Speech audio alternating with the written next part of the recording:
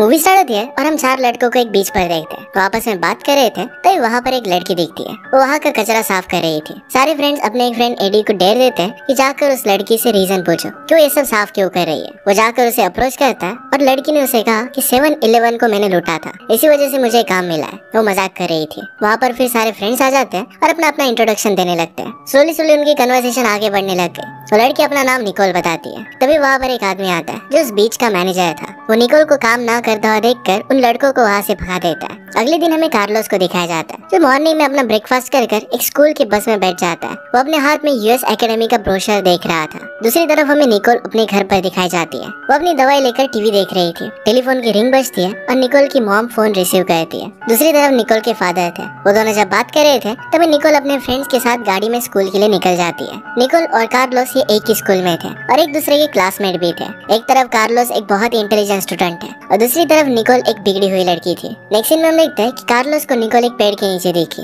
वो जाकर उससे बात करता है। उससे बात करने के लिए उसके पास जाता है। उसे कुछ बताने की कोशिश कर रहा था पर निकोल उसे भाव नहीं देती। अपने फ्रेंड्स के साथ कार्लोस को चिढ़ाने लगती है। कार्लोस को निकोल का बिहेवियर अच्छा नहीं लगता तो फिर उसे इग्नोर कर वहाँ से चला जाता है। बाद में उसने उसे इग्नोर करना कंटिन्यू किया था। दूसरे दिन कार्लोस फुटबॉल खेल रहा था। उसका मैच जब खत्म हो गया तो उसके पास निकोल आई। कल उसने उसके साथ जो बिहेव किया था इसके लिए उसे सॉरी कहती है। कार्लोस अब भी उस पर गुस्सा था। उसे कहता है कि तुम स्कूल आती ही क्यों? तुम्हें अगर इसी तरीके से मस्ती करनी है तुम्हें यहाँ आने की कोई भी जरूरत नहीं है। निकोल कहती है कि मुझे भी नहीं पता कि मेरे पेरेंट्स ने मुझे इतने बड़े स्कूल में एडमिशन क्यों कराया। कार्लोस उसे फिर से पूछता है कि तुम बीच पर सफाई का काम क्यों कर रही थी। निकोल उसे बताती है कि बीच पर सफाई करने की एक पनिशमेंट थी। अंडर एज ड्रिंकिंग की वजह से मुझे अरेस्ट कर लिया गया था और एक कोर्ट ऑर्डर की वजह से कम्युनिटी सर्विस में सर्व कर रही थी। वो दोनों फिर अच्छी तरीके से बात करने लग गए। इसी में कार्लोस निकोल को माफ कर देता है। इसके बाद उन दोनों में दोस्ती हो जाती है। अगले दिन निकोल और मैडी कार्लोस के फुटबॉल मैच देखने के लिए जाती है। कार्लोस अपने फुटबॉल मैच में एक बहुत ही अच्छा परफॉर्मेंस देता है। मैच को अपने अच्छे स्किल्स की वजह से जीता देता है। मैच के बाद मैडी के साथ उसके घर पर जाने का उन्होंने डिसाइड किया। कार में नाचते घूमते वो घर की तरफ जाने लग जाते हैं। निकोल फ्रंट सीट से उठकर बैक सीट पर कार्लोस के पास आ जाती है। मैडी कार ड्राइव कर रही थी। निकोल फिर कार्लोस को कडल करते हुए चिक्स पर किस करने लगती है। इसी दौरान ड्राइव करते करते मैडी को भूख लगती है तो कार्लोस निकोल और मैडी को एक जगह लेकर जाता है। वहाँ पर ढेर सारे अच्छे फूड स्टॉल्स थे। मैगी और निकोल वहाँ पर भी अपना पागलपन और मस्तीगिरी शुरू कर देते हैं। यहाँ निकोल को एक फूड ट्रक पर खाना बहुत अच्छा लगता है। मैडी को वॉशरूम जाना था। वहाँ पर फैसिलिटी नहीं थी तो एक सुनसान जगह पर वो जाने लगती है। निकोल को कार्लोस को किस करना था। वो उसके करीब आ गए तो कार्लोस खुद निकोल को किस कर लेता है। कार्लोस फिर उन दोनों को अपने फ्रेंड्स के पास लेकर जाता है। वो बीच पर एक दूसरे के साथ बहुत ही अच्छे से टाइम स्पेंड करते हैं। उनके साथ कार्लोस का ब्रदर भी था जिसका नाम था हेक्टर। सभी लोग अपना इंट्रोडक्शन देते हैं तभी कार्लोस की मॉम बाहर आती है। उन्हें वो डांटने लगे क्योंकि कार्लोस को ऐसे लड़कियों के साथ घूमना उसे अच्छा नहीं लगता था। मॉम की डांट का कार्लोस पर बहुत असर पड़ रहा था पर इन सारी बातों को नजरअंदाज कर देता है। वो अपने रूम में जाकर सोने की कोशिश करता है। दूसरे दिन निकोल स्कूल की प्रीमाइसेस में एक दूसरी अनजान लड़की के साथ टकरा जाती है। वो लड़की निकोल पर बहुत भड़क गई थी। निकोल उसे इग्नोर कर अपनी फोटोग्राफी क्लास में चली जाती है। वही लैब में कार्लोस भी आ जाता है। निकोल के पास जाने के बाद कार्लोस को एक फोटो दिखती है।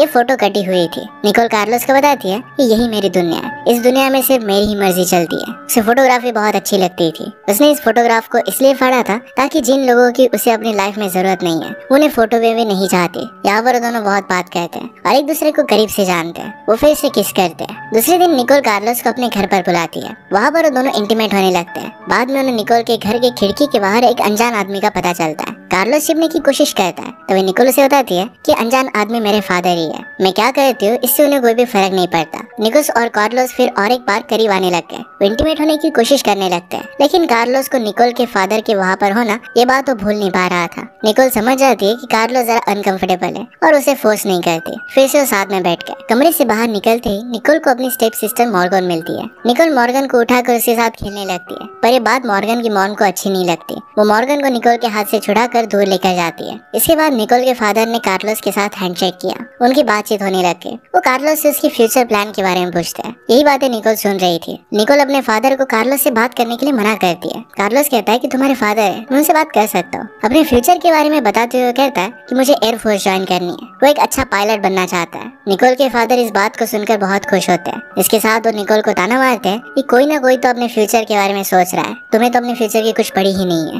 बात करते करते कार्लोस को पता चल जाता है कि जिनको उसने स्पॉन्सरशिप के लिए लेटर लिखा था ये और कोई नहीं तो निकोल के फादर ही थे। निकोल के फादर कार्लोस को अपना कॉन्टेक्ट कार्ड देते हैं और मीटिंग के लिए बुलाते हैं। निकोल और कार्लोस को एक डिनर के लिए भी उन्होंने इनवाइट किया। निकोल इस बात से गुस्सा हो गई थी, वो फिर वहाँ से चली जाती है। निकोल को ये भी पसंद नहीं आता कि कार्लोस ने उसके फादर के साथ बात की थी। वो सारा गुस्सा कार्लोस पर उतारने लग गई थी। निकोल का गुस्सा देखकर कार्लोस ये कहता है कि तुमने मुझे बताया क्यों नहीं कि तुम्हारे फादर को ही मैं स्पॉन्सरशिप के लेटर लिखता हूँ, मुझे बिना किसी स्ट्रगल की स्पॉन्सरशिप मिल जाती। निकोल को अब लगा कि कार्लोस ने उसके साथ फ्रेंडशिप सिर्फ स्पॉन्सरशिप पाने के लिए की थी। इस बात से निकोल कार्लोस पर बुरी तरीके से चिढ़ जाती है। वो ये बात उससे पूछ लेती है कि क्या तुमने सिर्फ स्पॉन्सरशिप पाने के लिए मुझसे दोस्ती की थी। कार्लोस को अपनी गलती रियलाइज हुई। उसे पता चला कि वो कितना सेल्फिश हो गया था। कार्लोस फिर निकोल को सॉरी कहता है। वो दोनों फिर से करीब आ जाते हैं। नेक्स्ट सैटरडे निकोल कार्लोस को एक एयरपोर्ट पर लेकर जाती है। वहाँ वो कार्लोस को एक प्राइवेट जेट उड़ाने के लिए लेकर गई थी। ये कार्लोस के लिए एक बहुत बड़ा सरप्राइज था। वहाँ पर 2 पायलट्स थे, तो एक पायलट की जगह कार्लोस को भी वो प्लेन उड़ाने देते हैं। इस बात से कार्लोस बहुत खुश था। इसके बाद वो निकोल के घर पर आ जाते हैं। उन पर इस बार कोई भी नजर नहीं रख रहा था, तो इंटीमेट होने लग गए। देखते देखते वो दोनों एक दूसरे के बहुत करीब आने लग गए थे। निकोल हमेशा अपने सारे मूवमेंट्स कैप्चर करती रहती थी। वो हमेशा इन पलों को अपने साथ रखना चाहती थी। एक दिन कार्लोस को अपने ओल्ड फ्रेंड्स मिलते हैं। बातों बातों में एक दूसरे का वो मजाक उड़ाने लग गए। इसी बीच कार्लोस और उसके फ्रेंड में झगड़ा हो जाता है। इस बात से गुस्सा होकर कार्लोस अपने घर पर आ गया। वो कुछ दिनों से अपने घर पर लापरवाह बर्ताव कर रहा था। उसकी मॉम में नोटिस करती है और उससे बहुत कुछ कहती है। कार्लोस फिर से गुस्सा हो जाता है। मॉम कहती है कि मैंने तुम्हारे लिए बहुत कुछ सैक्रिफाइस किया है और तुम इस तरीके से बिहेव कर अपना सारा फ्यूचर बर्बाद नहीं कर सकते। वो कहता है कि तुम्हें मेरे लिए सैक्रिफाइस करने की कोई भी जरूरत नहीं है। वो जिस तरीके से बात कर रहा था, ये देखकर उसका बड़ा ब्रदर हेक्टर उसे समझाने लगता है। वो कहता है कि तुम्हें माँ से इस तरीके से बात नहीं करना चाहिए। वो तुम्हारे लिए हमेशा पूरे दिन तक काम करती रहती है। तुम्हारे पास अपने लाइफ को अच्छा बनाने के लिए एक बहुत ही अच्छा चांस है। सिर्फ एक लड़की की वजह से तुम्हें इसे गंवाना नहीं चाहिए। ये सब बात करते करते कार्लोस और हेक्टर के बीच में भी फाइट हो गई थी। दूसरे दिन कार्लोस निकोल के साथ बीच पर था। उसे याद आता है कि निकोल के फादर ने कार्लोस को मीटिंग के लिए बुलाया था। निकोल के साथ टाइम स्पेंड करते हुए इसके बारे में वो भूल गया था और ये मीटिंग उसने मिस कर दी थी। शाम को निकोल और कार्लोस फैमिली के साथ अपने फ्रेंड की सिस्टर की बर्थडे पार्टी पर जाते हैं। वहाँ किसी बात की वजह से कार्लोस की मदर कार्लोस को फिर से भला बुरा कह देती है।